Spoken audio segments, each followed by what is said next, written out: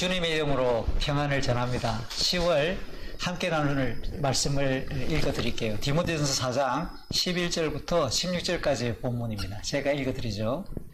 너는 이것들을 명하고 가르치라. 누구든지 내 연소함을 업신여기지 못하게 하고 오직 말과 행실과 사랑과 믿음과 정절에 있어서 믿는 자에게 본이 되어 내가 이를 때까지 읽는 것과 권하는 것과 가르치는 것에 전념하라. 내 속에 있는 은사 곧 장로의 회에서 안수받을 때에 예언을 통하여 받은 것을 가볍게 여기지 말며 이 모든 일에 전심전력하여 너의 성숙함을 모든 사람에게 나타나게 하라. 내가 내 자신과 가르침을 살펴 이 일을 계속하라. 이것을 행함으로 내 자신과 내게 듣는 자를 구원하리라. 아멘. 우리는 지난 9월부터 살피고 있는 디모데전서라고 하는 이 성경은 바울이 영적인 아들이자 그리고 제자이고 또한 후배로 일컬어질 수 있는 복음사역자 디모데를 에베소에 머물게 하여 그 지역에 있는 성도와 교회를 목회하게 하면서 당부하는 교훈입니다. 그러니까 목회자에게 당부하는 교훈이니까 별명을 목회서신이라고 부를 수 있죠. 본래 신앙은 우리 성도의 한평생 계속 이어지는 과정이고 동시에 인류 전체로 볼 땐 주님께서 재림하셔서 사탄과 인생을 완전히 심판하실 때까지 치열하면서 매우 교묘하게 영적인 싸움이 전개될 수밖에 없습니다. 그러니까 한순간도 긴장을 놓을 수 없죠. 우리 주님께서 마태복음 6장에서 주기도를 가르치실 때 6장 13절에 가면 이러한 영적 긴장을 놓지 않도록 시험에 들지 않도록 기도하기를 구하고 또한 악에서 구할 수 있도록 성도들에게 제자들에게 가르치셨습니다. 그러므로 영적 긴장을 놓으면 어느새 경건의 모양은 있지만 경건의 능력이 상실된 무기력한 믿음, 열매 없는 쭉정이 같은 경건에 처하고 맙니다. 그러기에 목회서신은 목회자나 특정한 직분자들에게만 유익하지 않습니다. 경건과 영적 싸움의 본질을 가르쳐주고 있기 때문에 지상에 있는 모든 교회와 성도들이 반드시 집중해야 될 매우 구체적이고 실제적인 교훈을 담고 있습니다. 이번 10월에는 디모데전서 4장과 6장을 함께 살펴보면서 신앙의 여정에서 성숙한 신앙으로 자라가는 주요 요소들을 같이 확인하고자 합니다.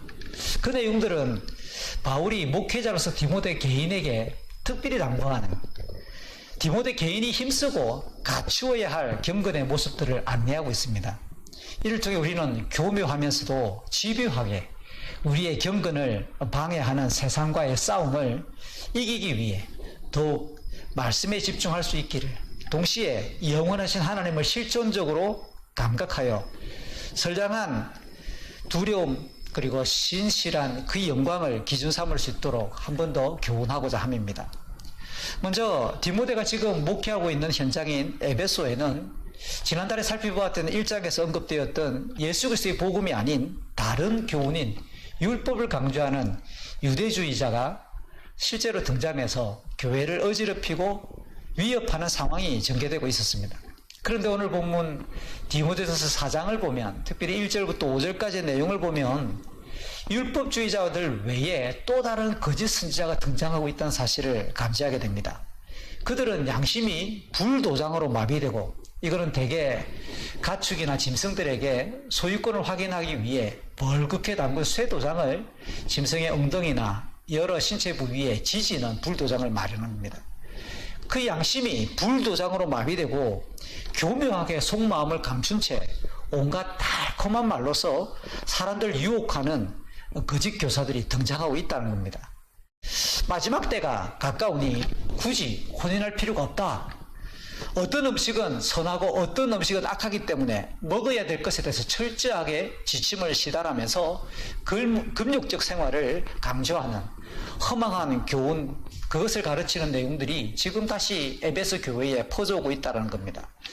여러분, 이처럼 만물을 선한 것과 악한 것으로 분리시키는 것, 결혼을 하는 것 자체가 악이고 결혼 없이 살아가는 것이 선이라고 말하는 이런 이원론적인 교훈들은 초대교회에 등장했던 주요 이단인 영지주의나 그 당시 지중해변가에 있던 여러 나라의 사상적 기원이 되었던 그리스 철학이나 다른 여러 종교들에서 일반적으로 발견되는 가르침입니다. 여기에 대해 바울은 오늘 디모데전서 4장에서 가르치기를 하나님께서 모든 것을 선하게 창조하셨다라고 하는 창조의 섭리를 가르칩니다. 하나님께서 기획하시고 진행하셨던 이 창조 질서와 이 섭리를 존중하며 적절하게 모든 만물과 우리의 삶을 조절할 수 있으면 모든 것이 아름답고 이 땅의 삶을 위한 일반 은총이면서 하나님의 복이라는 사실을 강조하고 있습니다. 창세기 1장 28절 이후 하나님께서는 우주 만물을 보시기에 아름답게 창조하셨고 매우 보시기에 선하며 기뻐하셨던 것이 사실이죠. 이렇게 하나님의 말씀에 순종하면서 하나님의 은혜를 구하는, 우리가 은혜를 구하는 기도의 행위로서 거룩함을 유지할 수 있다고 4장 5절은 덧붙여줍니다. 그러니까 거룩하다, 세속적이다, 악하다라고 하는 이 영적인 기준은 물질 자체나 어떤 제도 자체에 있다기보다 그것을 활용하는 사람의 영적 중심에 따라 거룩할 수도 있고 세속적일 수도 있는 겁니다. 처음부터 악한 목적으로 기획된 일이나 물건이 아니라면 어떤 목적과 방식으로 사용하고 활용되는가에 따라 거룩함과 세속성이 구별됩니다. 가령 어떤 사람이 집이 없어요. 평생 돈을 모으고 아끼고 근검절약해서 집을 삽니다. 그 행위는 복이고 선이죠. 아름답습니다. 하지만 어떤 사람은 먹고 살만한 집이 있고 충분히 거주의 공간이 있음에도 불구하고 투기의 목적으로 무리해서 또 집을 산다고 하는 것은 악이 되는 겁니다. 겉으로 볼 때는 집을 사는 행위가 동일할지라도 누군가에는 선이고 거룩하며 아름답지만 누군가에는 악이 되고 그것이 하나님 앞에 때로는 범죄가 될 수 있다는 사실입니다. 마찬가지로 하나님께서 창조하신 이 땅의 물질세계 만물은 하나님의 성품과 능력이 내재되어 있다고 바울은 로마서 1장 20절에서 우리에게 가르쳐 줍니다. 하나님의 신령한 작품들인 겁니다. 그러므로 우리 성도들은 하나님의 창조 섭리를 잘 이해하고 선하게 활용함으로써 그 원래 하나님께서 창조하셨던 선함의 그 가치를 드러내며 복을 누릴 수 있어야 한다는 거죠. 이어서 디모데전서 4장 6절 이후 16절까지에서는 사도 바울이 사역자인 디모데에게 특별히 하나님의 말씀을 더 깊이 성실하게 연구하고 힘껏 가르치도록 당부합니다. 그러면 그 말씀의 능력으로 사역자 본인 자체가 성숙하게 될 것이기 때문입니다. 아울러 거짓 교사들이 중요하게 여겼던 터무니없는 미신적인 이야기들, 이 미신적인 허탄한 신화의 이야기는 디모데전서 1장 4절에서도 언급이 되고요. 디모데후서 4장 4절이나 디도서 1장 14절에서 바울이 지속적으로 표현하는 잘못된 가르침을 총칭하고 있습니다. 이런 진리에 이르지 못할 만한, 하나님 나라에 합당하지 않을 만한 쓸데없는 교훈이나 어떤 말주변들을 가지고 그렇게 사람들을 현혹시키는 상황을 경계시키며 비유하기를 운동선수가 열심히 훈련하듯 우리의 경건을, 사역자나 성도들의 삶이 그렇게 열심히 하나님을 닮아가는 경건을 단련하도록 안내하고 있습니다.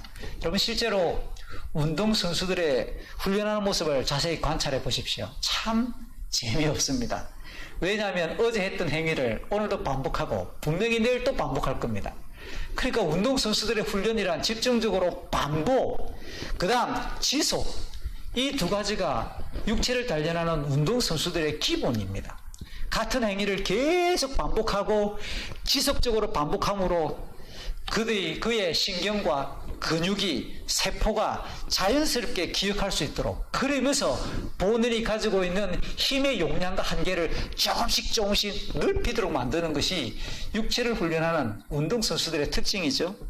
이를 바탕으로 바울은 목회자가 말씀을 연구하는 일, 말씀을 가르치는 이 가장 기본적인 일을 결코 가볍게 소홀히 하지 않도록 강조하고 있는 겁니다.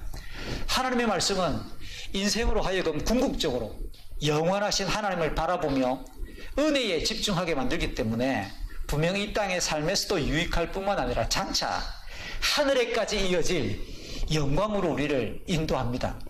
디모데는 이처럼 말씀에 근거한 경건의 삶을 성도들에게 가르치되 젊은이로서 아마도 이 디모데의 나이를 추론할 때 20대 후반에서 30대 초반 정도로 추정하는데 여러 나이 많은 성도들에게 업심여김을 받지 않도록 바울은 그에게 말과 행실과 성품의 본을 보이라고 요청하면서 직분을 받을 때 디모데가 목회자로 안수를 받고 공식적으로 직분을 수행하기 전에 그가 교육받았을 교리, 신학 체계, 말씀을 해석할 수 있는 힘과 지식적인 바탕 이런 내용들을 지침 삼아 성실하게 사역하도록 당부합니다. 결국 목회자가 말씀의 전문가가 되고 실제로 그 말씀대로 살아낼 때 지속적으로 사역자 본인이 성숙해지는 겁니다. 그것이 곧 주님께서 우리를 부르신 좋은 일꾼의 모습이 될 것이고 동시에 바른 교훈을 성도들에게 가르침으로써 구원과 하나님 나라의 역사를 이어갈 여정을 이어가는 동안 한순간도 소홀히 하지 않도록 우리로 하여금 깊은 영적인 역량이 되는 거죠. 그러므로 시간이 지날수록 하나님의 말씀이 더 깊어지고 말씀 앞에서 더 두려움을 느낄 수 있는 사람, 더 말씀을 사모하면서 자기를 철저히 부인하는 목회자와 성도의 모습이 하나님 보시기에 합당하고 하나님 나라의 참 아름다운 성도의 본분일 것입니다. 우리의 영적인 상황이 계속해서 성숙되어지고 하나님 나라의 합당한 모습이 되기 위해 바울은 디모데에게 말씀을 더 깊이 연구하고 더 성실하게 가르치라고 했던 것처럼 이번 가을에도 우리의 삶이 말씀 앞에 자신을 더욱 갖고 갈 수 있는 열정이 계속 이어지기를 부탁을 합니다. 아울러 디모데 전서 6장 마지막 장을 보면요, 3절부터 10절에서 당시 그리스도의 복음이 아닌 다른 교훈을 전하는 자들의 특징을 소개합니다. 일반적으로 그들은 교만합니다. 그러면서 자신의 이 교만을 강조하고 의시되기 위해 변론과 말로서 싸우는 언쟁을 병적으로 열망하면서 투기와 분쟁과 비방과 악한 생각을 조장합니다. 여러분, 이단이나 뭔지 모르게 하나님 앞에 아름답지 않다고 느끼는 것들은 고집이 반드시 들어갑니다. 자기 것을 강조하면서 편했던 시각으로 잘못된 열정으로 다른 사람의 뜻을 수용하지 않으려는 그 고집들이 분명히 발견되게 되는 거죠. 그러면서 이 거짓되고 다른 교훈을 전하는 이 거짓 교사들의 특징이 뭐냐? 사람들로 하여금 물질을 취하려고 하는 탐욕이 가득하다라고 바울이 지적합니다. 그러므로 디모데에게 바른 교훈을 전하고 하나님 나라의 복음을 전가하는 사역자들에게 경건을 위해서는 가진 것에 감사하고 만족하는 자세가 매우 유익하다고 덧붙여줍니다. 만약 목회자나 성도가 물질을 향해 집착하기 시작하면 다양한 시험에 빠집니다. 올무에 걸려들고 무리수를 둡니다. 그러면 결국 어리석어지고 해로운 그 욕심의 종로로 탈 수밖에 없는 겁니다. 결국 파멸과 멸망에 빠질 수밖에 없음을, 그래서 돈을 사랑하는 것이 일만하게 뿌리라고 하는 그 당시에 널리 퍼졌을 고대 속담을 바울이 인용을 하며 탐심으로 믿음이 무너지지 않도록, 탐심으로 목회자의 그 소명이 더럽혀지지 않도록 그렇게 부탁을 하는 겁니다. 아무도 앞서 이야기했던 것처럼 디모데가 비교적 젊은 나이에 목회자로 부름을 받아 사역을 진행하고 있기 때문에 어쩌면 자기의 남은 생애를 계수하다 보면 무엇을 먹고 살 것인가, 내가 노년에 이르러서 어떻게 될 것인가, 이런 물질과 관련하여 너무 염려하지 않도록 사도 바울은 이와 같은 교훈을 전했을 겁니다. 사실 탐심 자체가 하나님보다는 물질이나 또 다른 것을 욕심내는 것이기 때문에 바울은 골로새서 3장 5절에서 탐심이 곧 우상 숭배라고 규정을 합니다. 아이들은 나이가 어리면 어릴수록 보호자에게 더 집중하죠. 심지어 태중에 있는 아기를 떠올려 보십시오. 엄마와 탯줄로서 생명을 공유하고 엄마와 함께 물리적으로 신체적으로도 붙어 있습니다. 근데 그 아이가 태어나고 한 해 한 해 자랄수록 부모와의 마찰과 갈등이 늘어나는 것을 우리는 경험적으로 압니다. 당연히 성장하고 어른이 되어 갈수록 주체적이며 독립적인 삶을 사는 것이 성장하는 인생의 특징이지만, 여러분, 그렇다고 부모를 무시하고 부모와 갈등하면서까지 독립적인 것은 우리는 선이라고 보지 않습니다. 문제 있는 성인의 모습일 겁니다. 영적인 원리도 마찬가지입니다. 하나님을 깊이 신뢰하며 친밀함을 누리면서 우리에게 주어진 일상을 살아내는 것이 바로 성숙한 신앙입니다. 대신 아무것도 하지 않고 말씀만 읽어야 되겠다, 산속에 박혀서 내가 기도만 해야 되겠다라고 추구하는 것은 영적인 퇴화의 현상일 뿐입니다.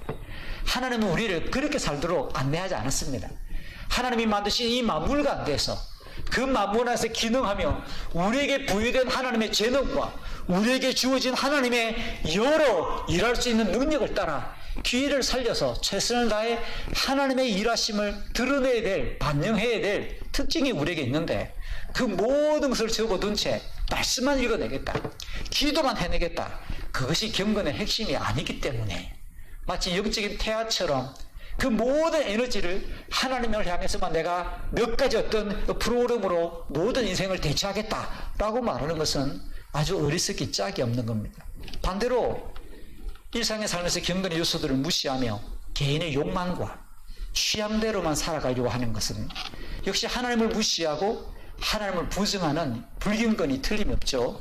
결국 경건한 신앙이란 늘 하나님의 살아계심, 실존을 감각하면서 하나님의 은혜라는 사실에 대해서 고백할 수 있는 삶, 그러면 우리에게서 무리수가 사라지게 됩니다. 어떤 일을 결정하고 어떤 행위를 하게 될 때 하나님의 은혜를 따라 겸비하게 되고 하나님의 은혜에 집중할 수밖에 없습니다. 그러면 아울러 주변에 있는 관계 속에서 화평과 감사가 자연스럽게 이어지는 겁니다. 이러한 내용을 바탕으로 디모데전서 6장 11절 이후 19절까지의 내용에서 하나님의 사람이라면 마땅히 추구해야 될 이 땅에서의 삶의 덕목을 안내하는데요, 의와 경건과 믿음과 사랑과 인내와 온유를 따르라 라고 가르칩니다. 영생의 소망과 능력으로 영적인 싸움을 열심히 싸워서 이기도록 계속 격려합니다. 여기 언급된 의나 경건, 믿음과 사랑, 그리고 인내와 온유 등의 덕목들을 떠올려 보십시오. 구약에서는 우리 하나님의 기본적인 성품의 덕목들이면서 신약 성경의 내용들을 정리해 보면 예수 그리스도의 주된 성품이라는 사실을 발견하게 됩니다. 그러니까 오늘 바울이 디모데에게 추구하라고 안내했던 이 모든 덕목들은 예수 그리스도를 닮아가야 할 것을 우리에게 가르치고 있습니다.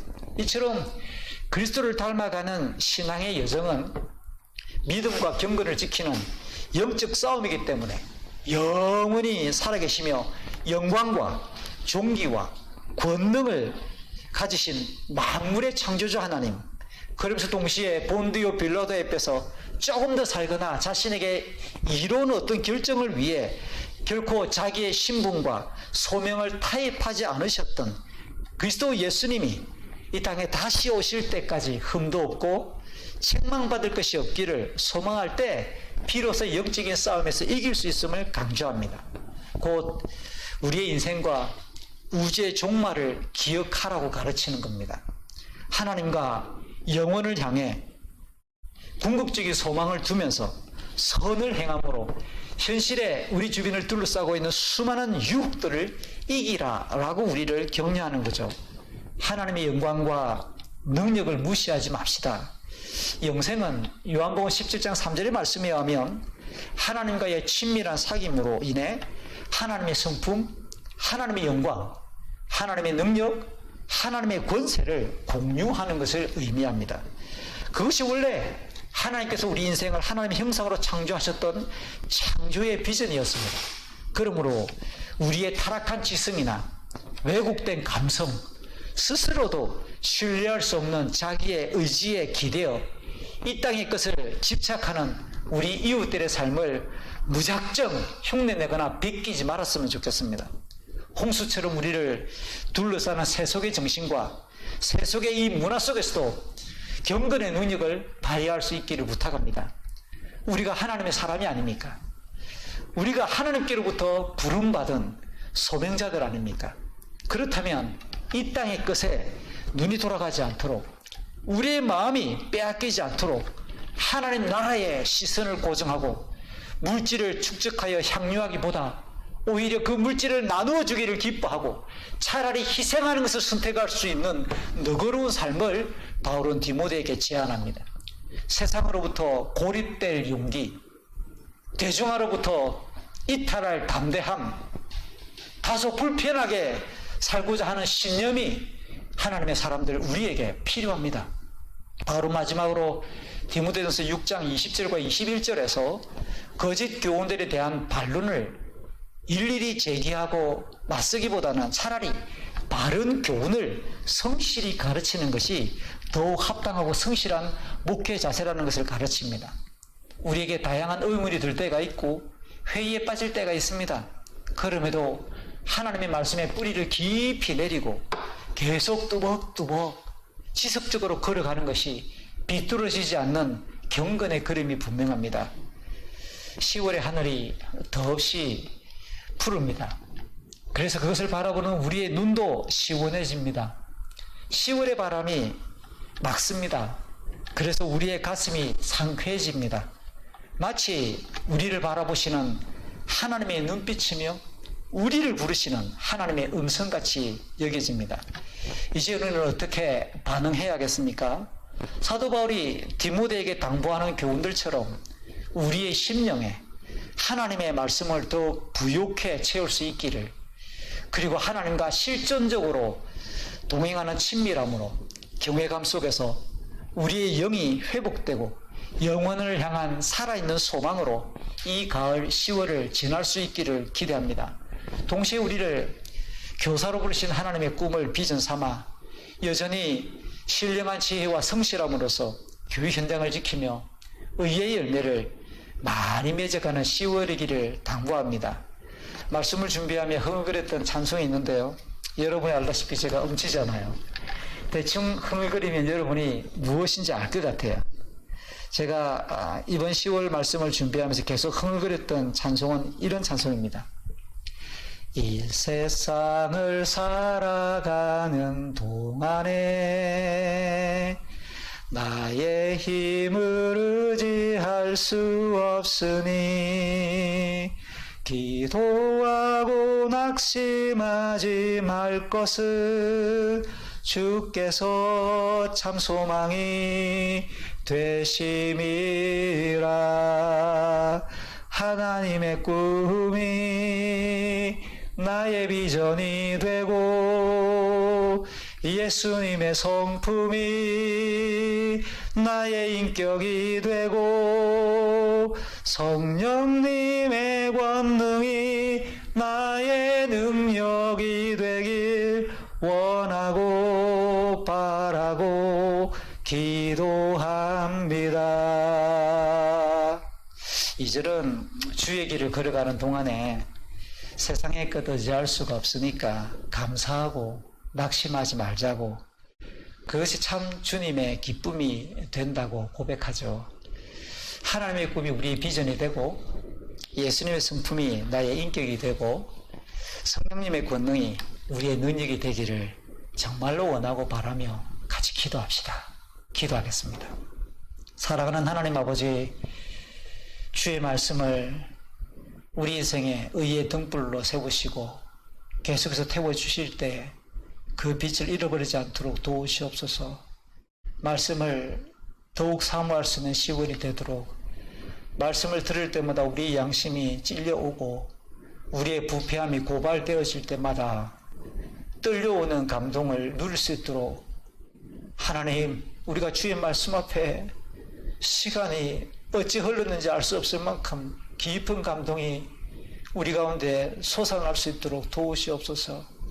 그리해서 이 땅에 그 어떤 것들로 채울 수 없는 하나님의 신비로운 감동으로 우리의 이웃들이 살아가는 삶의 방식을 접어둔 채 10월의 하늘을 담고 10월의 바람을 맞으며 우리 주의 뜻을 이루어가는 하늘나라에 합당한 기독교사들이 되게 하여 주옵소서. 이번 10월에도 여전히 우리를 둘러싸고 있는 다양한 종류의 고난과 마주할 때 넘어지지 않도록 의로운 삶을 계속 이어갈 수 있도록 모든 살아가는 우리 형제와 자매들을 붙드시옵소서. 우리 주 예수 그리스도의 이름으로 기도합니다. 아멘.